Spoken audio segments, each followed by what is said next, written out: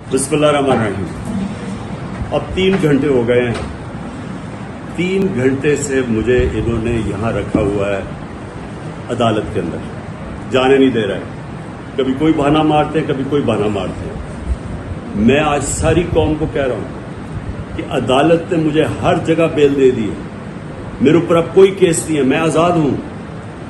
उसके बावजूद इन्होंने मुझे यहाँ किडनैप किया हुआ है, ज़बरदस्ती रखा हुआ है।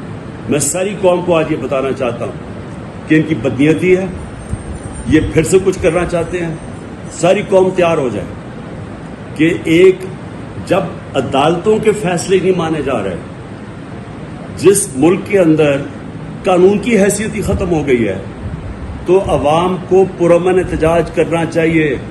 नहीं तो हम भेड़ बकरियां बन गए हैं। अब जब आइन की भी कोई परवाह ना हो, जब कानून की भी परवाह ना हो, जो ताकतवर हो जो मर्जी चाहे, कि अदालत ने फैसला कर दिया कि मैं आज़ाद हूँ। 3 जजेस ने हाई कोर्ट के फैसला किया है, उसके बावजूद मुझे यहाँ रोका हुआ इन्होंने पिछले 3 घंटे से।